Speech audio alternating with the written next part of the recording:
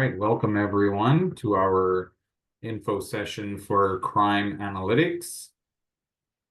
I see a few more people are trickling in. We're just gonna give it a minute and then get started. Really excited to host this info session for everybody and looking forward to it. My name is Mashroor Chaudhry.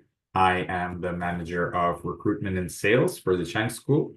And before we get started, I'd like to acknowledge the land on which Toronto Metropolitan University is built upon.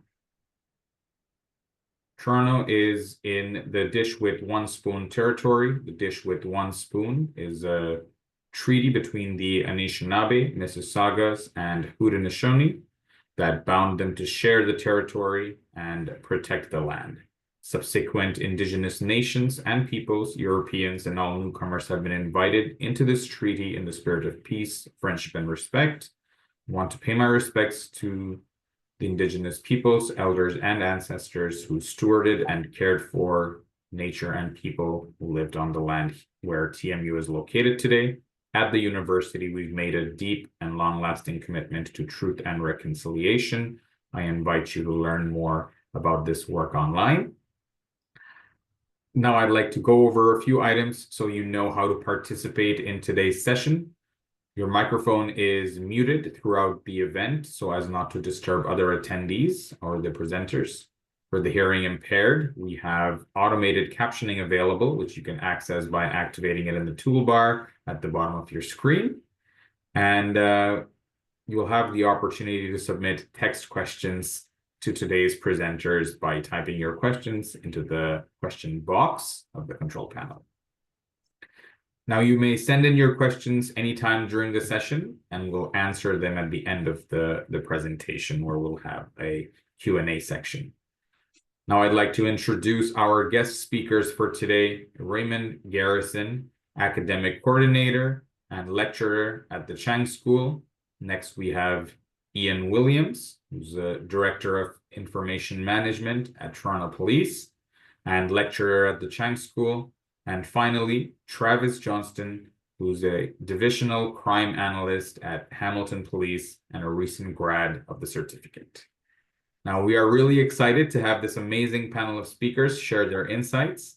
I'm going to now invite our Academic Coordinator and Lecturer, Raymond Garrison, and Director of Information Management with the Toronto Police and Lecturer at the Chang School, Ian Williams, to go over a brief overview of the certificate. Randall, if you could share the screen. Thank you. Great. Good afternoon, everyone, and welcome to the information session. Thank you for making the time today to attend. I'm briefly going to go over some aspects of the certificate itself, and Ian will talk about the value of the certificate and its importance and some of the things you will learn. Ian is one of our lead instructors for this certificate. He teaches not only one of the two required introductory courses, CODG 102, but he also teaches the dual capstone course, which he'll speak about a little later in this presentation. So some quick facts about this crime analytics certificate. It is completely online, and it is comprised of 6 courses. 5 courses are mandatory, required, and there's 1 elective. And among those electives, you can choose from 8 different courses. I'll say more about that a little later on. You can finish the certificate in 12 to 16 months, depending on when the courses are offered. Not all courses are offered in every term, but definitely you can complete it within 16 months, if not within 12. And the cost is there between $4,000 and $4,500.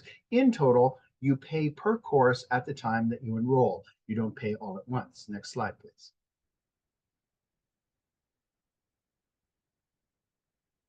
So before we get into crime analytics specifically, I'm just going to say something very broadly about the value of GIS as an instrument for planning. GIS, of course, stands for Geographic Information Systems, and basically everything in life is spatial. You consider where things are located relative to other things.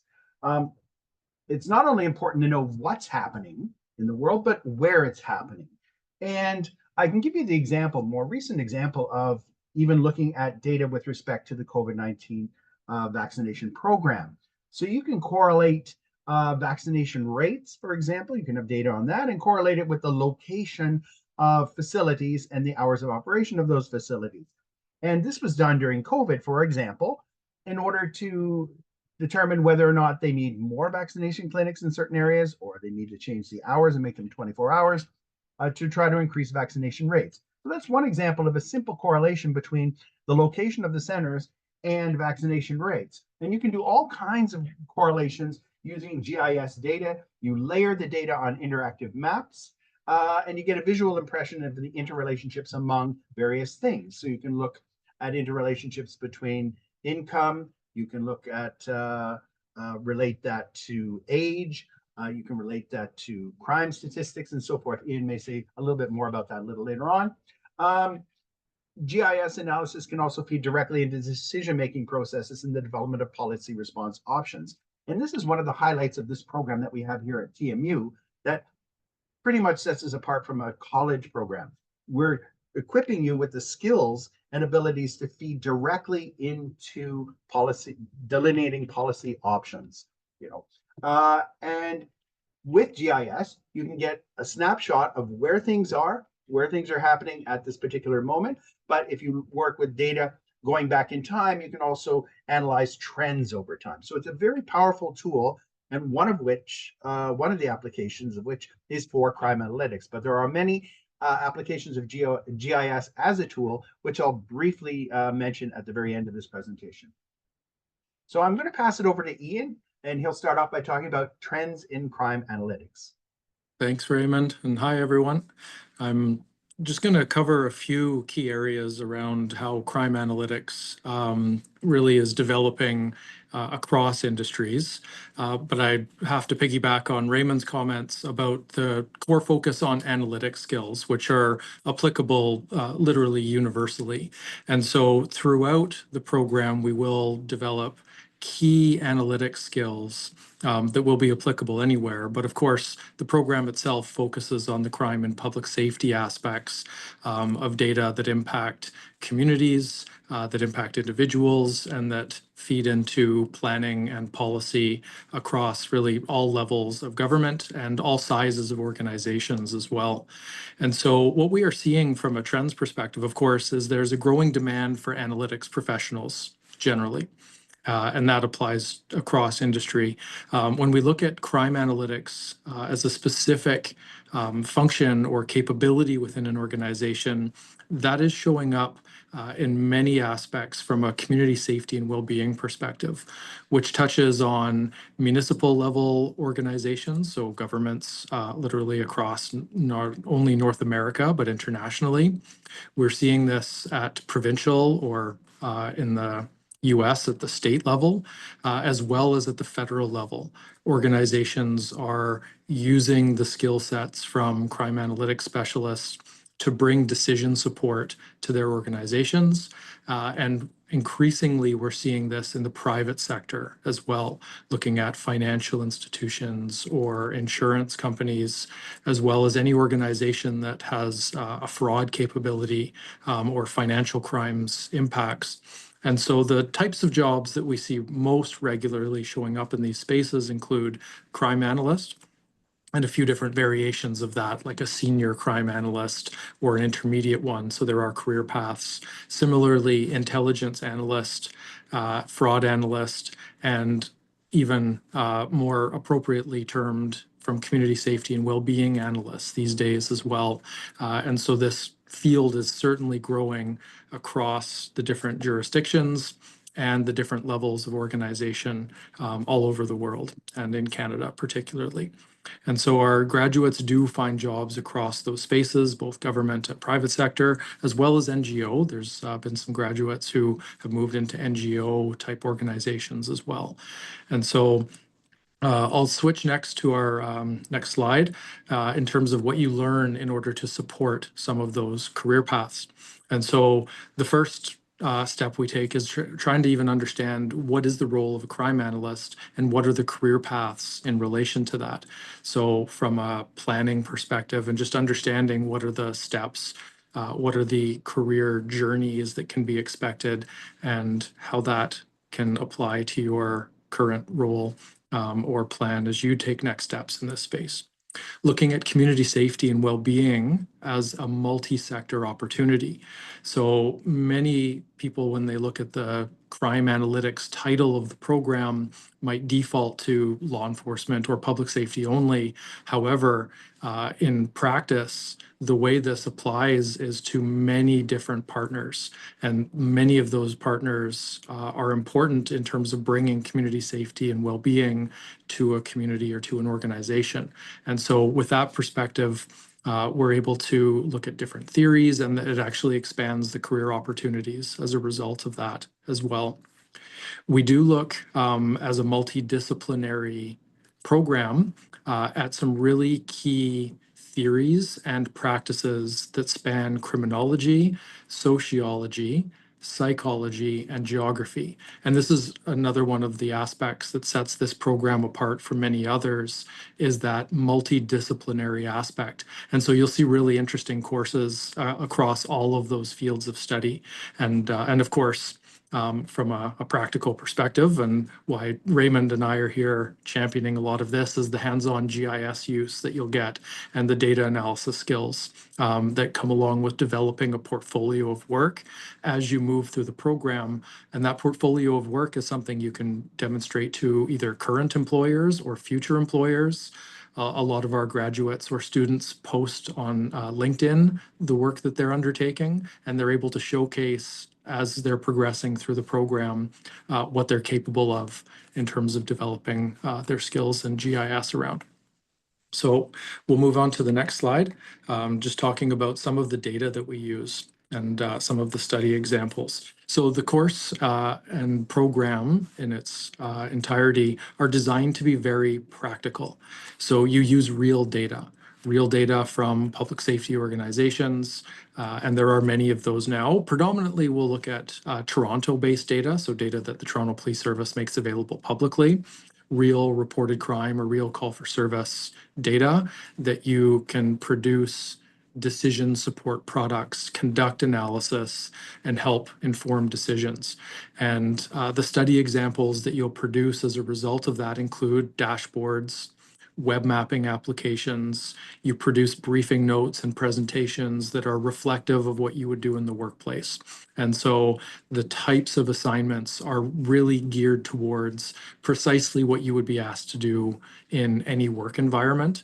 And you're able to use those with real data.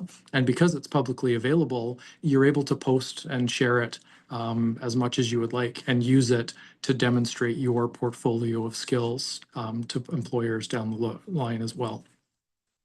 We'll move on to our next slide. Just thinking about skills development.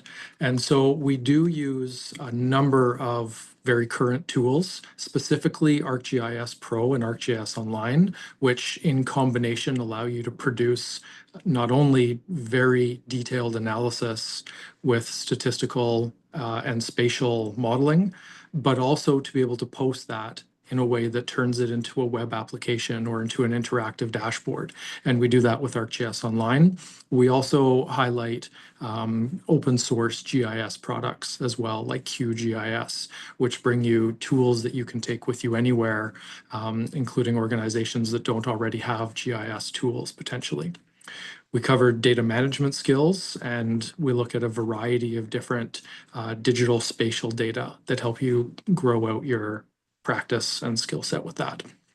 You do practice presentation skills, and so we do that in a number of ways, including learning how to use technology to record your presentations or parts of your presentation and still be able to deliver aspects live as well. So you get both of those environments, most of which are expected today in the workplace, so that you can produce not only a live presentation, but also to have a recorded version that you can send out. So you can really be in like 10 places at once. And so we help make that possible. You have access to a virtual desktop as well, so using our state-of-the-art lab technology, irrespective of where you are at any given time. And a lot of our students come to study with us from really all around the world, or they might travel or have commitments that mean they can't be at home necessarily for all of the study. And access to the virtual lab means that you can study and do this work anywhere, anytime. And so a lot of opportunities come from that. And so I think with that, I'll pass it back over to Raymond for some of the next slides.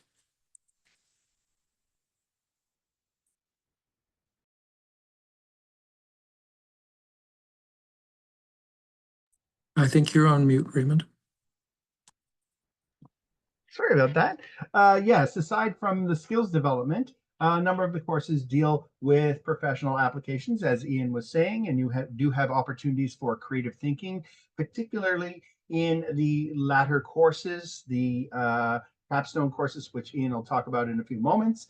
And there's many opportunities for collaboration and networking with not only the instructors, who are by and large industry professionals as well as with other students in the class. And I'm sure Travis can speak about that a little later on. And when you're enrolled in the certificate, you do have access to TMU's Career Co-op and Student Success Center to help you with job placement. And we do have a number of employers approaching us directly to ask us to pass along job opportunity information to our senior students who are almost finished the certificate, as well as our recent graduates. So that's also something that occurs now and then. Next slide, please.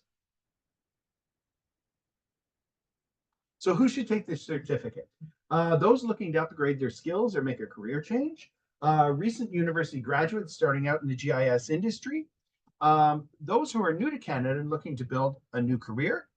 And I must stress that there's no prior experience with GIS or statistics required in order to take this course. You must know how to use the computer, but other than that, you don't need any background in GIS or statistics. And by completing the certificate, you will apply extensive practical experience in GIS mapping, data analysis, and decision support, as Ian has said. Understand criminal justice, policing, and criminal behavior, and understand the role of crime analytics in evidence-based policing and the uses and misuses of data. Next slide, please. So the general structure of the course, as I said right at the beginning, is that it involves taking 6 courses. There are 5 that are mandatory courses and 2 elective. It's designed to be part-time. And as it says in the first point, they're designed to be completed around your schedule, because most of the courses are asynchronous in design. So you will have targets throughout the week, or perhaps at the end of the week where certain small assignments need to be done and so forth. And you may have periods to interact with the instructor if you wish. But by and large, most of our courses are asynchronous. So you can fit it in around your own schedule. And it is a part-time certificate. So you can, as I said at the beginning, finish the certificate in 12 to 16 months, but you do have up to 4 years to complete the certificate. Meaning that maybe you'll take 1 or 2 courses now, 1 or 2 next term, but then the following term you're too busy with other obligations, you don't take a course. So sometimes students do that. They don't go all the way through. They take a course here and there until they reach 6 courses. And as I say, you've got 4 full years in which to do it. That's 12 terms.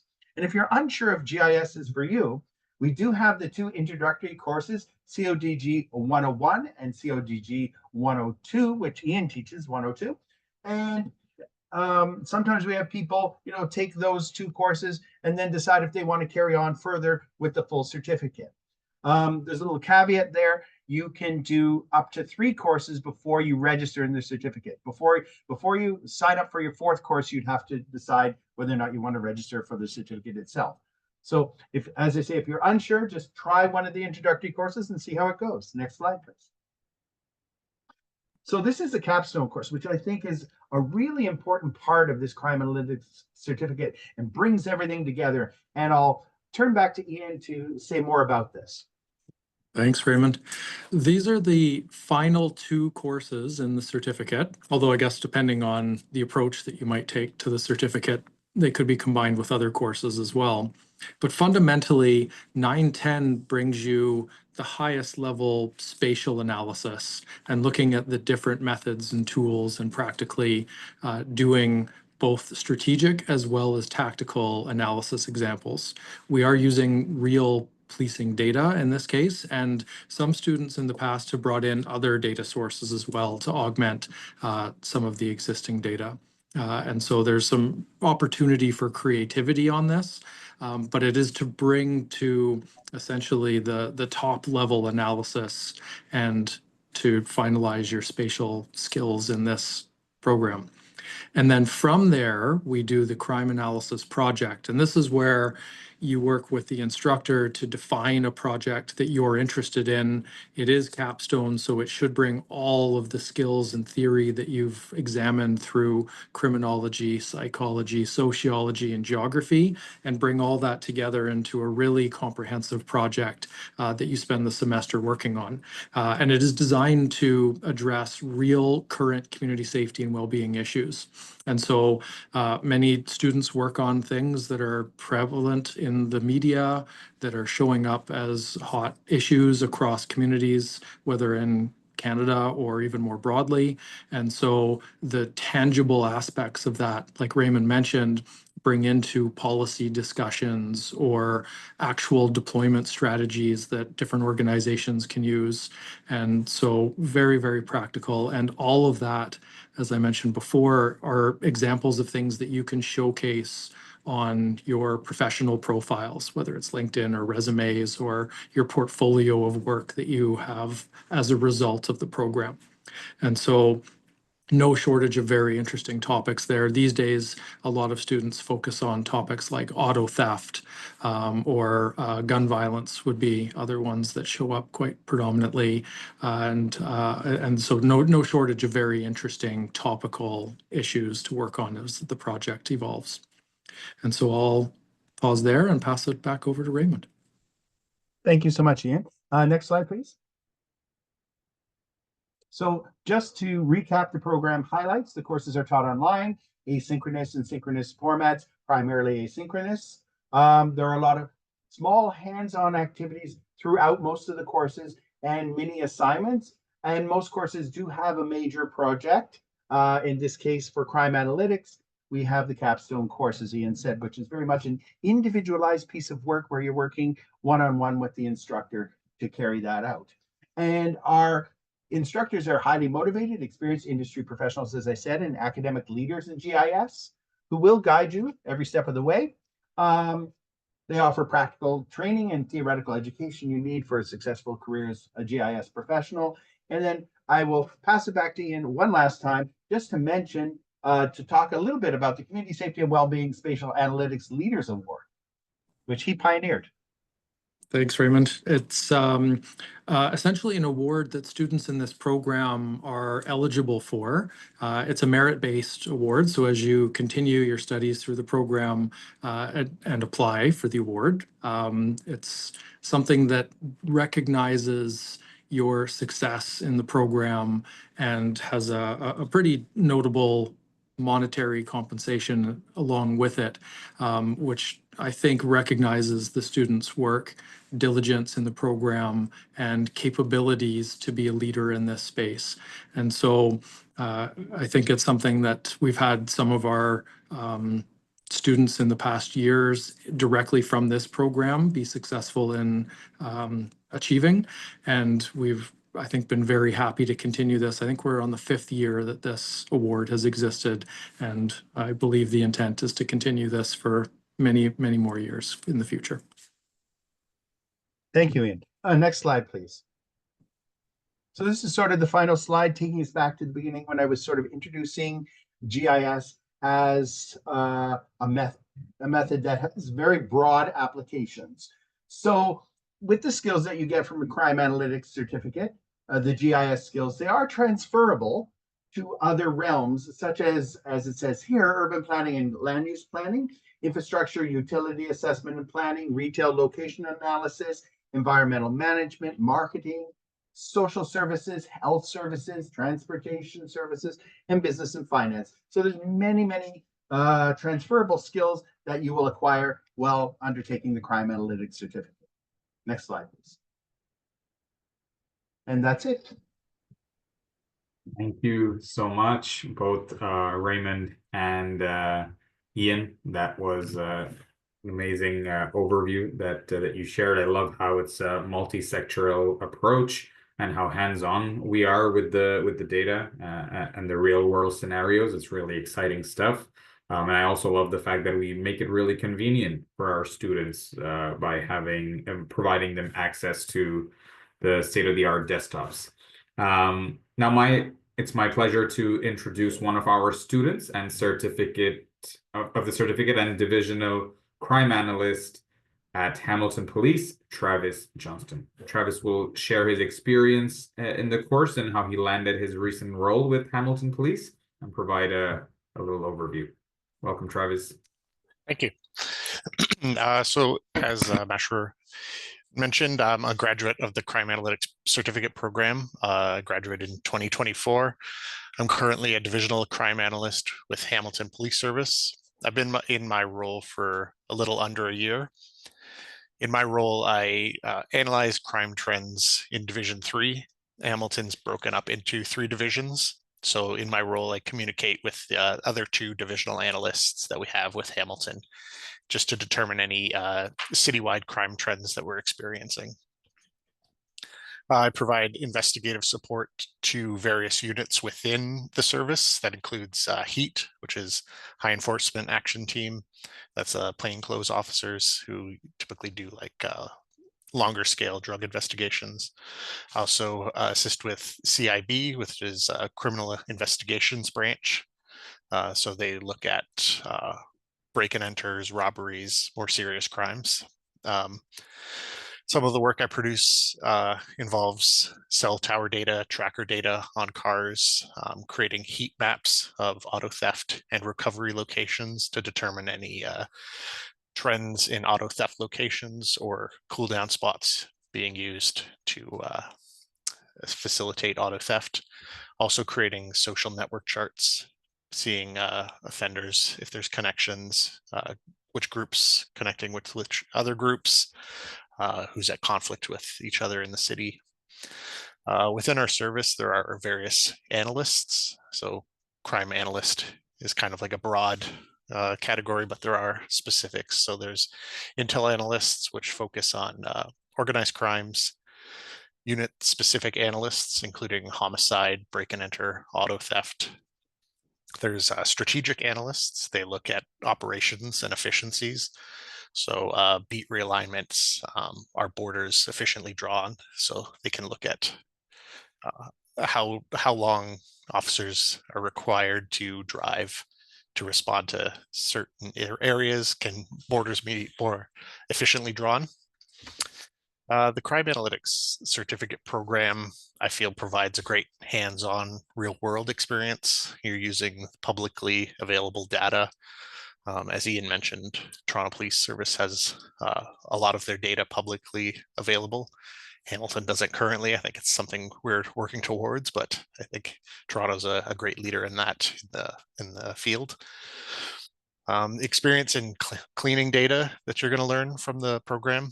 I think there's kind of the garbage in, garbage out adage where it's important to be able to first information's rarely received in a usable format. So the program gives key skills to format data essential to conduct the analysis.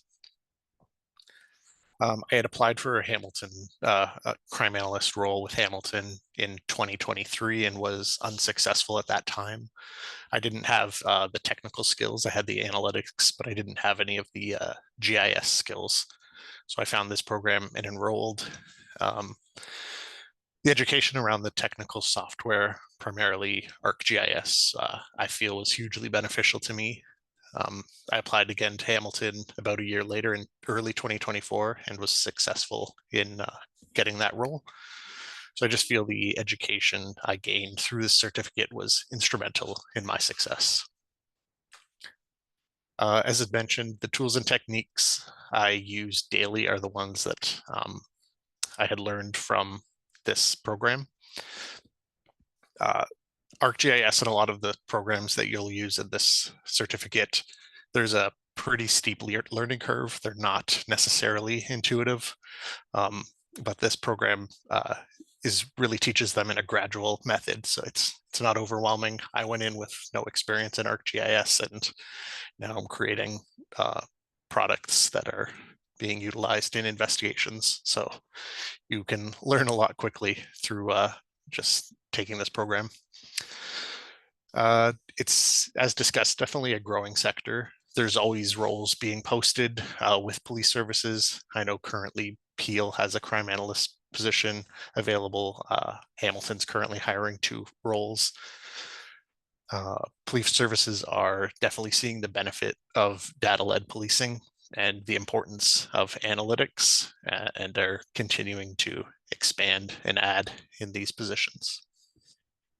Yeah. Thank you so much, Travis. Thank you. Thanks for sharing that. Stories like yours are pretty much the main reason why we do what we do. So thank you to you and all of our speakers. That ends the presentation portion of our session today, and we will now open the floor to everyone for Q&A. Please enter your questions by typing them into the question box of the control panel. We do have a few questions that have come in while we were presenting, so we'll jump right in. The first question is, can this job be done virtually, or would you need to be there in person? So Raymond, I'll let you take that. Are you referring to the job or the certificate? The certificate is completed virtually, remotely. Now, the type of job that you get, I think that will vary. I think Ian can speak to that a little bit as to whether or not a job can be partly remote using crime analytics skills. I can speak to that. So it depends on the organization and the nature of the role. So many roles that we see today have at least some level of being hybrid. But that being said, some organizations would fully support remote work. It's going to be organization dependent. So I don't know that we could give a blanket answer to that. But certainly I see many roles today which are at least hybrid and with the potential probably for more remote work depending on circumstances. Perfect. Thank you so much. So the next question is there an additional certification that would be a good follow-up to this one? Yeah, so maybe Raymond, you can start, and Ian, you can add in to that. With respect to an additional certification, you can expand your skills with respect to GIS, definitely taking a degree in geography from Department of Geography and Environmental Studies at TMU. You can also follow a path through criminology at TMU as well, if you're interested in broadening out within that field. But additional certification, we're considering developing a micro-credential associated with the crime analytics certificate. It is under development, and Ian's leading that development now. Over to you, Ian. I think to Raymond's point, there's a number of potentially very related certifications or degrees potentially on top of this. So TMU offers many of those. I'll also note that very much related to this certificate, one of the other programs that Raymond's the coordinator for is our digital geography and GIS certificate, which partners very nicely. In fact, there's even a little bit of overlap in the curriculum, so there could be some extended GIS skill development there. Many of our grads also do certificates like project management or agile project management. So a couple of directly related skill sets. And then I think there's beyond this quite a few different options that could allow you to get very, very specific skill sets as well. Perfect. Awesome. Thank you so much. And thanks for everyone with the questions. I know it says anonymous, but thank you for putting them in. Next question is for Travis. What sector were you working in prior to working for the Hamilton Police? Do you have an analyst foundation going into the program aside from GIS? So I was with RBC, Royal Bank. I was an analyst with them, fraud analytics with them. So looking at banking fraud and insurance fraud. So I had the analytics background, but I didn't have the GIS. Great. Next question is, it's actually a combination of two questions. You know, what would be sort of the salary range one can expect from a analyst position? I think today the salaries in this space, even at entry level, start. This will be Canadian dollars, probably 70 to 80,000 Canadian dollars a year. Great. This next question is from Colin Thompson. Thanks for your question, Colin. Can any current career or job experience be applied to any course credit? So if you want to get a credit, can any other job experience be applied to it? It is possible to transfer credits that are related to our courses through our transfer credit unit at TMU. That is possible. Generally speaking, it would be anything related to a GIS course that you've taken prior to engaging in the certificate, or sometimes people seek out a transfer credit with respect to a criminology degree they may have already. Because I did mention that one course is an elective, and you have a choice among 8 different courses for that elective to sort of hone your area toward a specific component of crime analytics. So, and those courses are offered by geography, psychology, and criminology, right? In fact, one of the 5 courses that you have to take is through criminology. And sometimes people have a criminology degree when they come to the certificate, and they're able to get a transfer credit for that course. Thank you so much, Raymond. Next question is from Nivithan. Thank you for your question. As a new student to the program, what courses do you recommend starting with or taking together? As Raymond said, should one start with CODG 101 and CODG 102 to start off? So I think that is something that you did recommend in, but if there's anything else you want to add to that. I want to add one small thing. Yes, do start off with CODG 101 and 102. I had mentioned it in the context of just trying out GIS courses. You can take them in either order, even though one is a 101, 102. You can do 102 first and then 101. Or if you're able to take 2 courses, if time permits for you, then I would advise taking the 2 together, because you require them for CODC 910 and CODC 911, right? So they are the 2 main base courses. So once you have those 2, you're able to branch out further from there, okay? So I would advise taking either 101 or 102 in any order, or both together, and then going forward from there. Beautiful. Thank you so much for that, Raymond.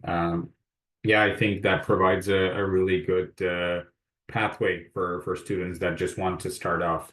Next question is, what kind of data analytics tools would you use in the course? And I'll combine it with another question, which is for the sector, which is, has AI affected the sector of crime analytics?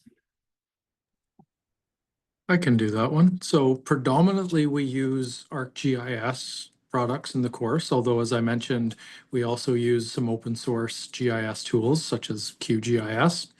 And so those are very relevant in the industry. They are core to doing spatial analysis for crime analytics purposes, and they're the industry standards as well. And so they've been not only the industry standards, but leaders in this space for quite a few years. And so in that, you will do spatial analysis like producing heat maps, as well as producing web applications, so interactive maps and dashboards. You get both of the skill sets coming out of this with those. And then on top of that, your core office productivity tools like PowerPoint to deliver presentations, including recorded video, audio, interactive presentations, and also tools like Word to produce briefing notes. AI, I'll speak to maybe just a little bit in terms of impacting the industry. As with other analytics industries or other aspects of analytics as an industry or career path, we see AI playing a role as probably assisting with some of the insight generation, but not yet disruptive of the roles. Specifically, analysts can validate or augment their research by using AI, whether it's ChatGPT or a Copilot. We use those. We don't focus on that in the program because through the program, it's more important to learn the steps and approaches to doing analysis. And then as you progress through your career and this technology becomes more prevalent, you'll be able to augment steps in the process. But first, in order to be a good analyst, you need to know what questions to ask and where an AI tool can help augment that.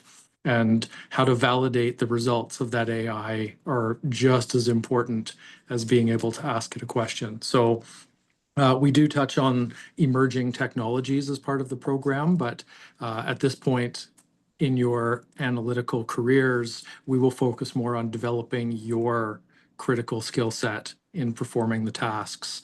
And then later you can start to apply that with the help of an AI. Thank you so much for that. Is there anything else anyone would like to add to that? Okay. So next question is, am I more likely to get a position if I live in a bigger city? Does that impact getting a position after finishing the certificate?